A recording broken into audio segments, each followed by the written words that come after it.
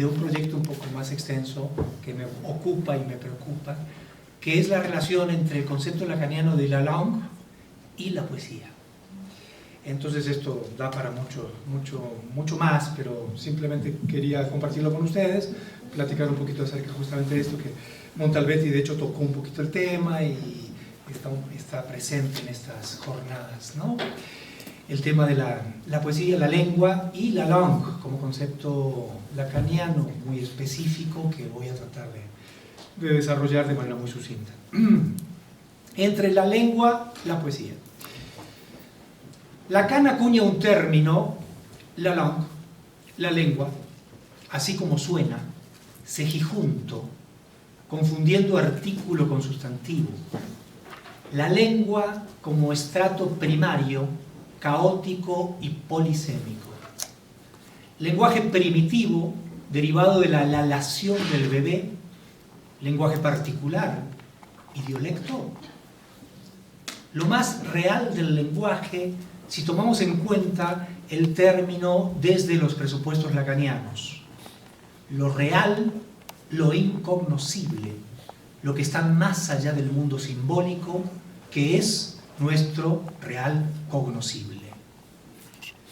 La lengua es el conocimiento del inconsciente que se mantiene oculto, cifra del goce, cifra de goce. Es la captura del goce que se permite la letra, el significante, en su metafórica y metamórfica representación del síntoma. Desde nuestro rudimentario y temprano acercamiento al término, no podemos evitar asociarlo con la poesía en general y con los particulares procesos poéticos. La langue, la lengua, se siente como la poesía, así todo junto, confundiendo artículo con sustantivo. Ya que en la poesía subyace lo polisémico, las homofonías y lalaciones infantiles, un no sé qué que queda balbuciendo, las ambivalencias entre sonidos y sentidos, significantes y significados, el cifrar, el ocultar, el metamorforizar la imposible representación de lo real.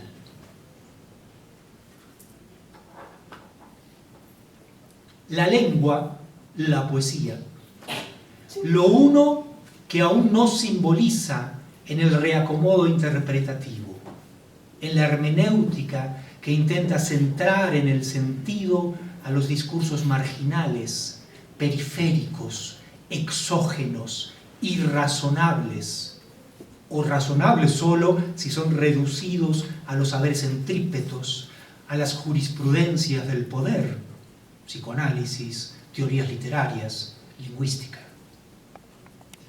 Hablando de lingüística, permítame una anécdota entre Lacan y Chomsky, de la que solo quedan registros orales, que dice así. En una conversación mantenida en el Instituto de Tecnología de Massachusetts con Noam Chomsky, este expresó una concepción de la ciencia lingüística en alto grado formalizada. Lacan le explica a Chomsky por qué estaba preocupado por la langue, la manera en que él designa un lenguaje específico con sus peculiares equívocos. Entonces puso en la pizarra del despacho de Chomsky lo mismo que le había expresado el día anterior a Jacobson. Du, Dieu. Es decir, dos, de ellos, Dios. Que son prácticamente homófonos en francés. Lacan le hizo a Chomsky la misma pregunta que el día anterior le había hecho a Jacobson. Esos equívocos de que está hecha la materia prima del psicoanálisis, ¿son intrínsecos de la lengua o meramente accidentales? Entonces Chomsky le expuso a Lacan una concepción de la ciencia lingüística sobre ecuaciones y fórmulas.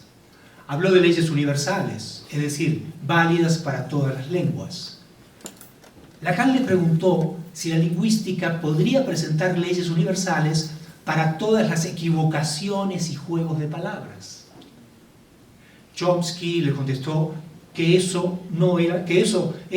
no eran problemas de interés en la ciencia lingüística. Y le pone el ejemplo de la oreja. La lingüística debe estudiar las semejanzas en el lenguaje, no las diferencias. La función del lenguaje, como la del órgano del cuerpo, el oído. Cuando miramos atentamente las orejas, vemos diferentes circunvalaciones, advertimos diferencias. Pero si nos concentramos en las diferencias, nos distraeremos de nuestro verdadero trabajo, que es comprender que todas las orejas tienen en común una función, que para el lenguaje es la comunicación. Si nos concentramos en los equívocos, perdemos de vista lo importante, que para la lingüística es la comunicación. No es un problema que la lingüística deba tomar en cuenta, sino quienes se ocupan de eso. Que se ocupen de eso los poetas, le dice Chomsky a Lacan. Lacan responde visiblemente conmovido y dice, bueno, pues entonces yo soy un poeta. La respuesta responde a una lógica impecable, pero no siempre lo impecable es verdad. Si Lacan se ocupa de la langue, que es la materia prima del psicoanálisis, de todas formas no la produce, se ocupa.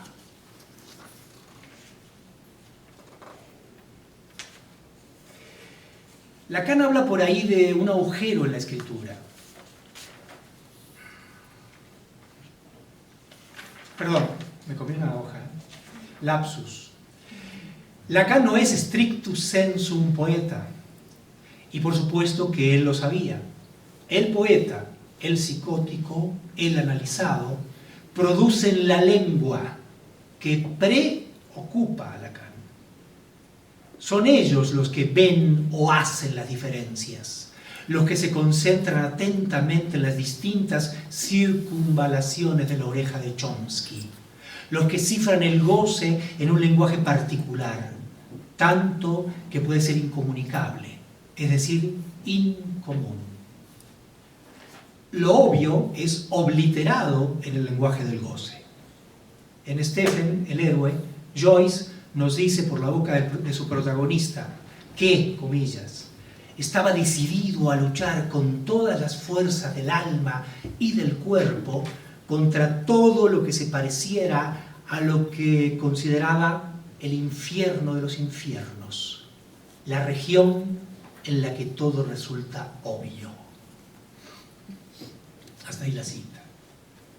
Lacan es obtusa, rehúye el didactismo de lo obvio y las leyes que nos enseñan que todas las orejas tienen en común su función.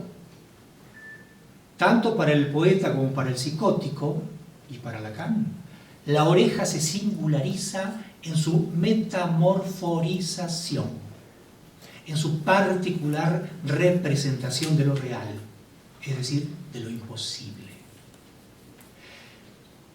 Si el psicoanalista se ocupa, el poeta está ocupado por la lengua. Es un poseído por eso, un poseso. Habla fablas antiguas, hilas sonoras, lalaciones que sustantivan al significante, opacando o disolviendo las funciones y las significaciones. La oreja puede ser, entre otras cosas, un pez incomún. Lo obvio y su estética quedan fuera del discurso obtuso de la lengua. No hay traducción para lo indecible. No hay belleza, a no ser la que sea convulsiva, la que sea, como quería Rimbaud, amarga. Como ya lo dijera Breton ante un crítico en demasía lógico, queriendo explicar las metáforas de Jean-Paul Roux. No, fulanito. Si Jean-Paul Roux hubiera querido decir eso, lo hubiera dicho. En la lengua, todo junto, se dice lo que se debe, no lo que se quiere. No nos ocupamos, estamos ocupados por ella.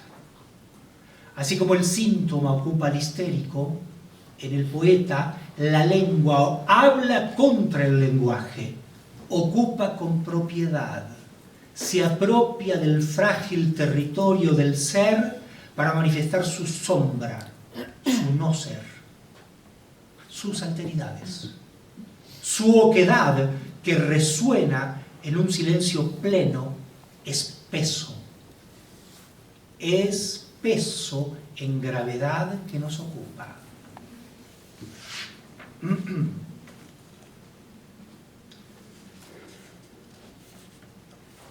Lacan habla por ahí de un agujero en la escritura, tal vez un hoyo negro que es materia de goce, de un ser que no puede ser capturado por el significante, de otra vez lo imposible. El goce, diferente del gozo, está más allá del lenguaje. Es un deseo lacerado por la falta de objeto, es un malestar, porque donde se está no hay alma.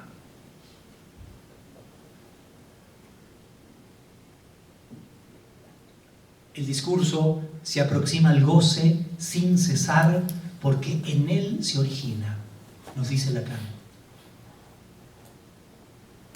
Y la poesía, ese discurso que se aproxima a sí misma sin cesar, a su obtuso origen, a su indescifrable cifra. Esa oreja particularizada en la lalación, la del lactante, circunvalada sin cesar por sus propios, en plural, orígenes.